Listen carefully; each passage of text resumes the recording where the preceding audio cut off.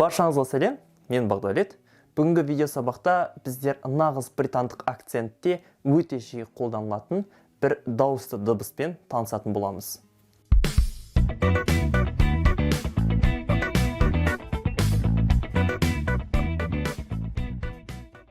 Алдымен сабаққа кіріспес бұрын сіздерге келесідей жағдайды көз алдыларыңызға елестетулеріңізді сұраймын.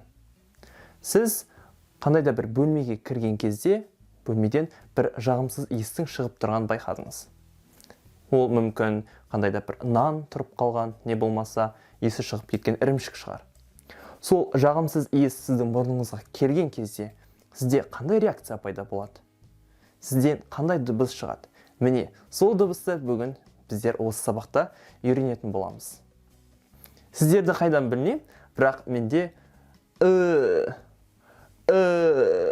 деген дауыс шығады. Бұл дыбыс британдық акцентте өте жиі қолданылады, және сол себептен бұл дыбысты айтқан кезде мұқият, нақты, анық етіп жеткізуге тырысқандарыңыз абзал. Ал ендеше дәл осы дыбысты қалай дыбыстау қажеттігі туралы кішігірім тоқталайын. Дыбысын дыбыстаған кезде сіздің еріндеріңіз нейтралды позицияда болу қажет. Нейтралды позиция деген ол еріндеріңіз ашық әрі еркін болу қажет. Бірақ өте қатты ашылмау қажет, не болмаса қатты жабық болмау қажет. Орташа қалыпта. Мысалы, аузыңызды ашып ұйықтаған кезде қалай ұйықтайсыз, не болмаса қалай еркін демаласыз, дәл сол кездегі еріннің қалпын ұстаңыз. Ал енді бұл дыбысты дыбыстаған кезде сіздің тіліңіз астыңғы жаққа, мынаны жақты елестетсеңіз, астыңғы жаққа тимеу керек, үстіңгі жаққа да тимеу керек. Ортада қалықтап тұру қажет. Бұлай.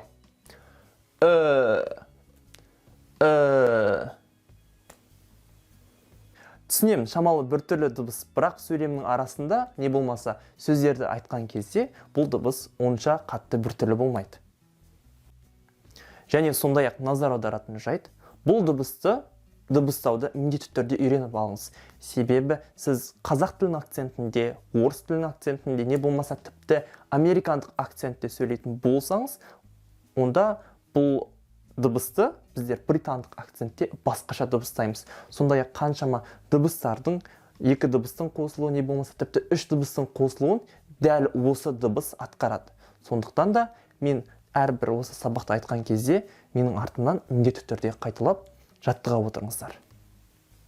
Ал ендеше дыбысын толықтай тереңірек үйрену үшін экранға назар аударыңыздар.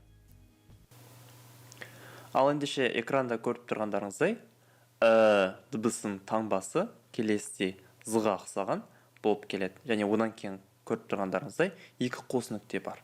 Екі қос нүкте бұл дауысты дыбыстың ұзақ дыбысталуын білдіреді.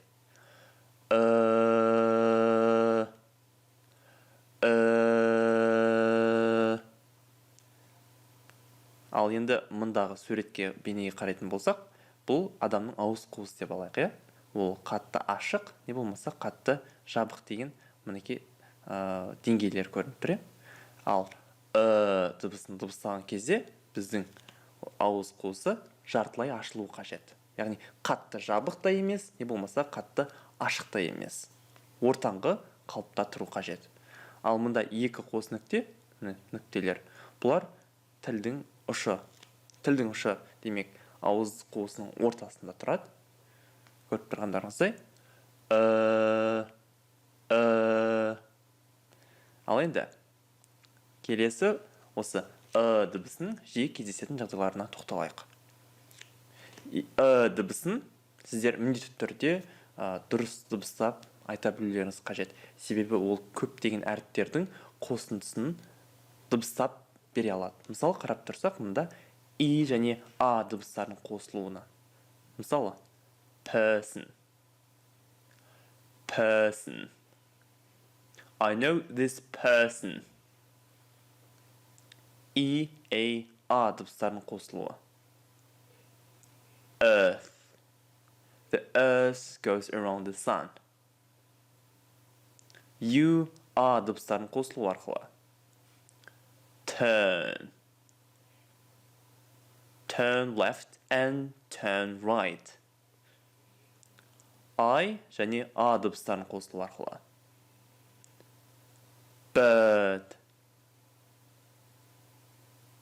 There are birds outside. Және соңғысы ол әу және а дыбыстарының қосылуы арқылы. Word. Speaking words of wisdom. Ал енді дәл осы дыбысын дыбыстаған кезде көпшілік үйренушілердің, тіпті мұғалімдердің өзінің жиі жіберетін қателіктері бұл дыбысты жай ғана ауыз қуысын қатты ашпай, қарапайым word, не болмаса word деп айта салуы. Көріп тұрғандарыңыздай, бұл қысқа емес, ұзақ дыбысталу қажет сөз. Мысалы, word. Британдықтар дәл осылай дыбыстайды. Ал егер сіз word деп айтатын болсаңыз, онда бұл американдық акцентке кетіп қалады. Ал біздер бұл видеода және басқа да видео сабақтарда тек британдық акцент бойынша үйренетін боламыз. Сол себептен де, егер сізде таза британдық акцент болғанын қаласаңыз, онда жартылай деп аталатын дыбысты дыбыстамаңыз. Жай ғана word емес. Жақсы.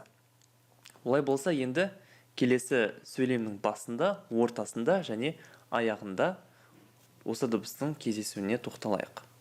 Егер көріп тұрғандарыңыздай, бұл дыбыс сөйлемнің, сөздің басында, ортасында, аяғында келуі, демек бұл дыбыстың өте жиі таралуын білдіреді. Сол себептен де нақты оған байланысты ереже жоқ.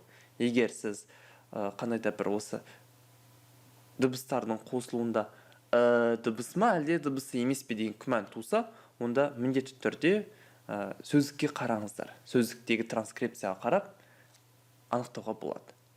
Енді сөйлемнің басында келсе. Earth. Repeat after me.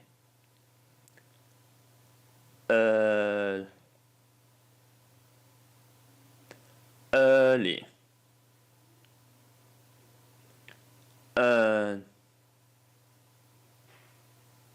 Сөйлемнің ортасында менен кейін қайталаңыз. Person. Learn. Skirt. Return. Burn. Hurt. Purple. Thirsty. Dirt. First. Third. Сөйлемнің соңында менен кейін қайталаңыз. The.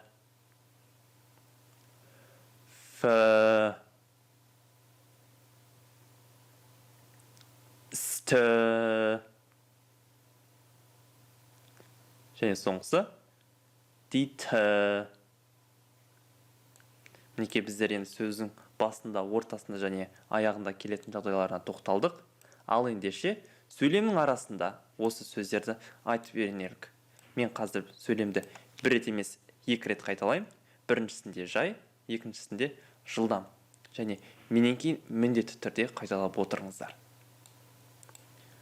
Tomorrow is my birthday. Осы жерге дейін. Have you heard about it?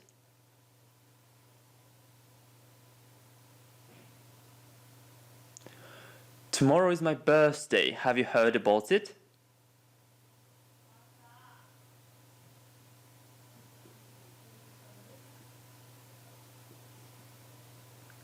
Don't serve with her.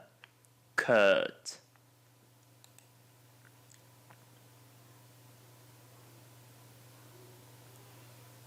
Don't serve with her. Kurt.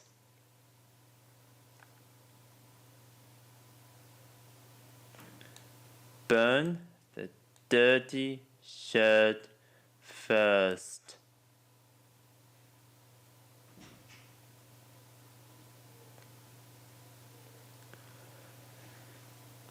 Burn the dirty shirt first.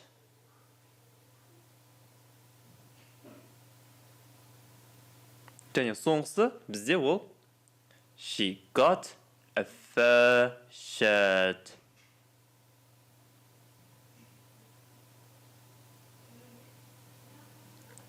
She got a fur shirt.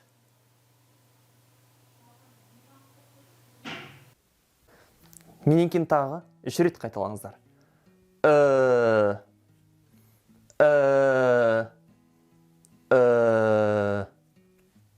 Көрдіңіздер ме? Онша қатты қиындай емес.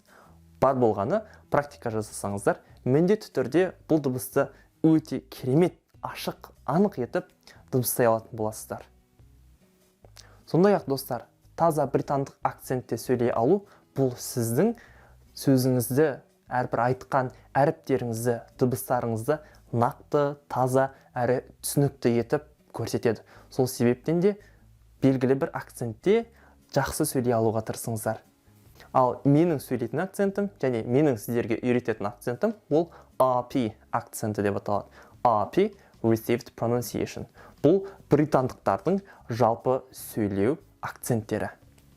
Егер практика жасағыларыңыз келсе, онда менің Telegram каналыма өтіңіздер. Осы Telegram каналымда мен ақтақтада көрсеткен үйлестірме материалдарменен мен өзімнің даусыммен жазған MP3 форматтағы аудио материалды жүктей аласыз.